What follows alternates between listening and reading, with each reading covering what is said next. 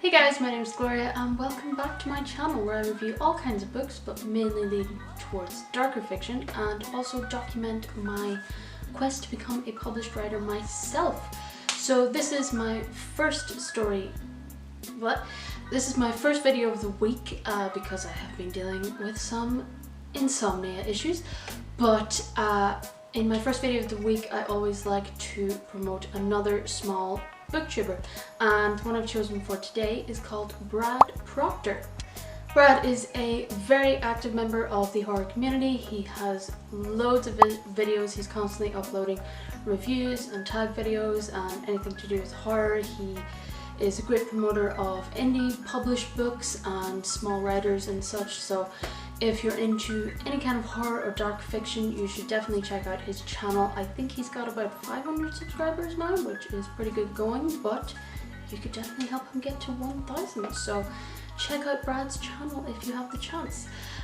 For myself today, I want to do a short review of a two-part series. I think there is a third in it, but I haven't read that yet. That I was asked to review for my review blog. It's called the Nocturnal series. The first book is called Nocturnal Blood and the second is called Nocturnal Farm, both by Villimey Mist. They're two vampire novels, modern vampire novels, and I was asked to review them, given a free copy of them in exchange for an honest review. So I'm going to tell you honestly what I think of them. And you can also find my blog down below if you want to read my review instead of watching it. First of all, fantastic covers. I love the covers of these. They're very intense. They really grab you. So the stories the story of these two at least follow Leia Walker.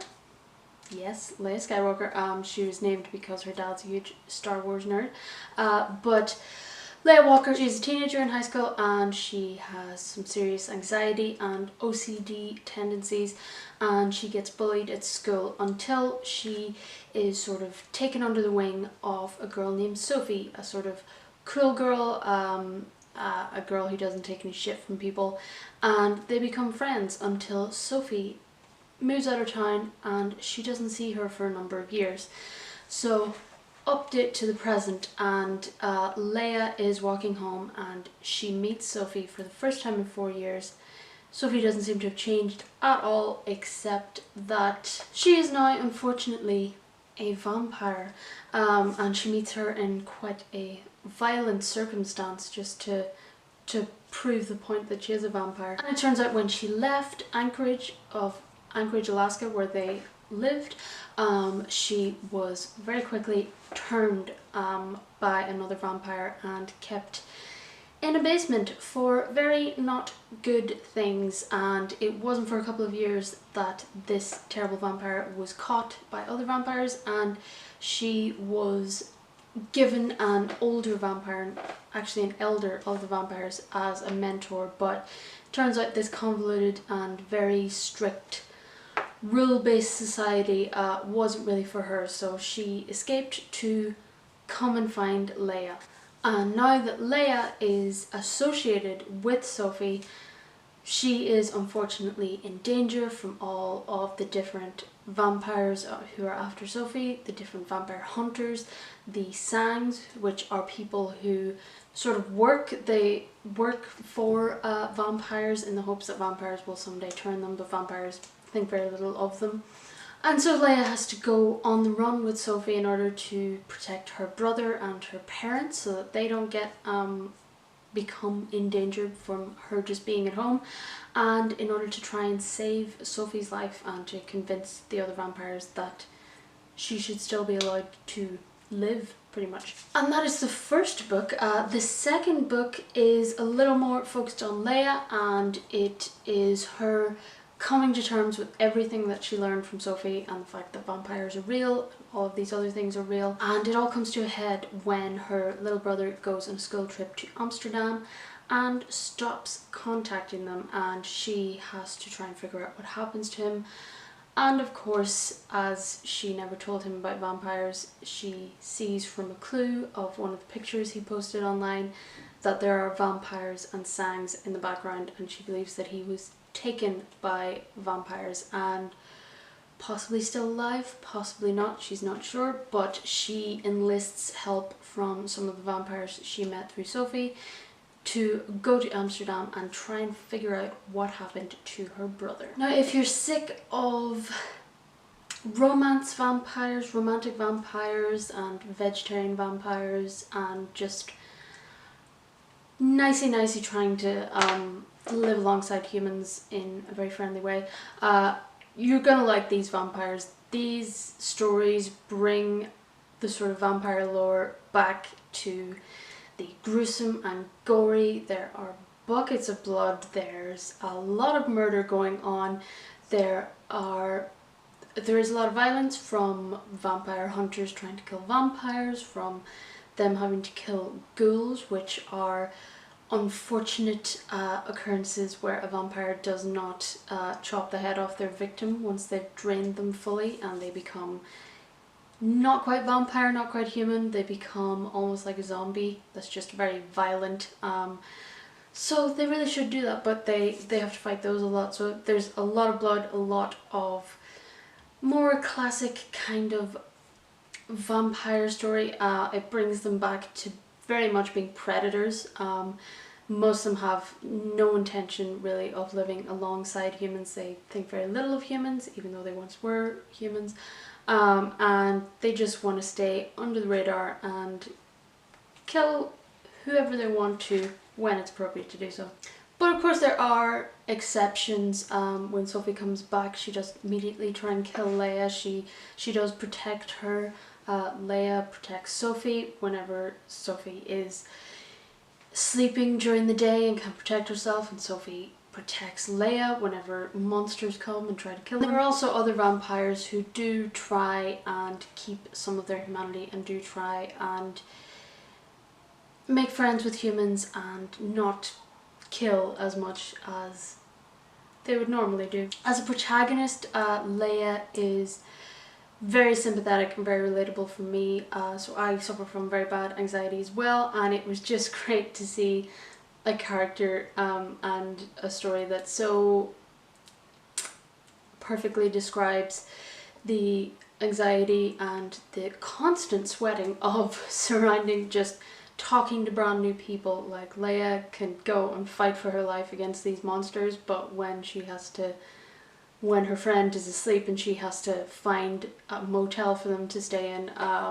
the anxiety of just asking for a room is very real, or even calling someone on the phone. Very real. I totally felt that.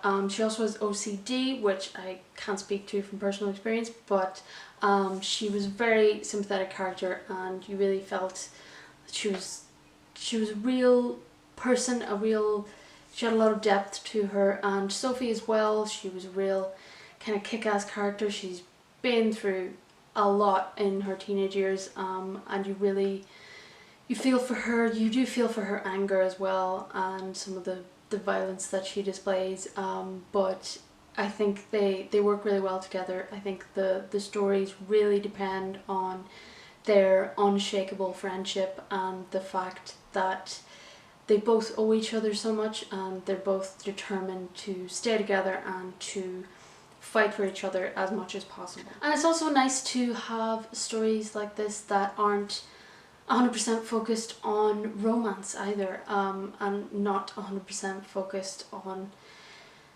romantic love, you know, platonic love, friendships, families. I think I definitely enjoyed seeing a bit more of that in a vampire story, or just in a sort of monster story in general. In book 2 you get to see a lot more of the sort of structure of vampiric society and how different factions in different countries, and in Europe in particular in this book, work, and why that's different to the American ones from the first book, and the different sort of... You also see a lot more of the vampire hunters. You meet more vampire hunters in this. And in the second book it's called Nocturnal Farm because there have been rumours that vampires are starting to farm humans like humans farm cows and pigs and whatnot, which is a horrifying thought for Leia, and especially when her brother goes missing.